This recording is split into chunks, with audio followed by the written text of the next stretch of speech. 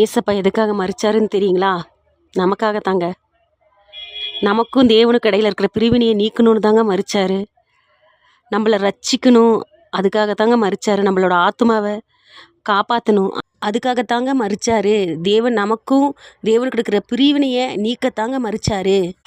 ஆதாமும் ஏவாளையும் ரொம்ப சந்தோஷமாக வச்சுருந்தாருங்க ஏதேன் தோட்டத்தில். அவங்க சகலத்தையும் ஆண்டுக்குள்ளே வச்சாருங்க, சகலத்தையும் அவங்க கையில் ஒப்படைச்சாருங்க. அவங்க ரொம்ப சந்தோஷமாக இருந்துட்டு இருந்தாங்கங்க.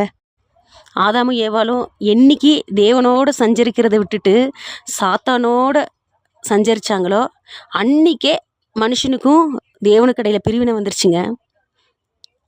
எப்படின்னு தெரியுங்களா?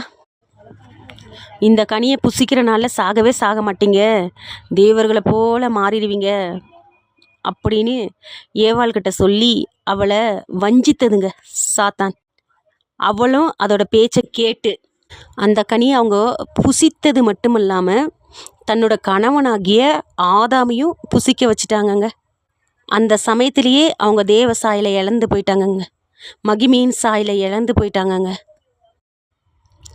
அந்த கனியை அவங்க புசித்தது மட்டும் இல்லாமல் தன்னோட கணவனாகிய ஆதாமையும் புசிக்க வச்சுட்டாங்கங்க.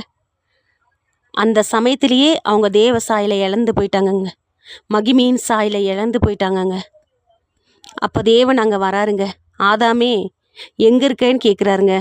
அப்போ ஆதாம் நான் மறைஞ்சிட்ருக்கேன் அப்படின்னு சொல்கிறாருங்க.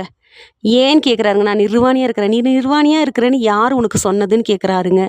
நீ புசிக்க வேண்டாம்னு சொன்ன கனியை புசிச்சாயோ அப்படின்னு கேட்குறாருங்க. அவரும் ஆமான்னு சொல்கிறாருங்க. அப்புறம் ஆதாமு ஏவாளு சர்பம் 3 பேருக்குமே சாபத்தை கொடுத்துட்றாருங்க. வெவ்வேறு விதமான சாபங்களை கொடுத்துட்றாருங்க. அப்புறம் ஏதேனை விட்டு இவங்களுக்கு தோல் ஆடை கொடுத்து ஏதேனை விட்டு இவங்களை வெளியே அனுப்பிச்சிட்றாருங்க. அப்போத்துலேருந்து தாங்க மனுஷனுக்கும் தேவனுக்கும் இடையில பிரிவினைன்னு வந்துருச்சு. யாருமே பரலோகம் போக முடியாமல் ஆயிடுச்சுங்க. அதனால தாங்க தேவன் கேட்குறாருங்க, பிதா யார் போய் எனக்கும் மனுஷனுக்கும் இடையில இருக்கிற பாவ பிரிவினையை அகற்ற பலியாவங்கின்னு. அப்போ தேவ தூதர்லேயும் சற்று சிறியவராகிய இயேசு நான் போய் பலியாகிறேன் அப்படின்னு சொல்கிறாருங்க. அப்படி வந்தவர் தாங்க நம்ம ஏசப்பா. நமக்காக தாங்க நம்ம செஞ்ச பாவம், அக்கிரமம், மீறுதல் இவைகளின் காரணமாக தாங்க அவர் அடிக்கப்பட்டார், நொறுக்கப்பட்டார், வாதிக்கப்பட்டாருங்க. கடைசி சொட்டு தண்ணீரை கூட நமக்காக இந்த பூமியில் சிந்தினாருங்க.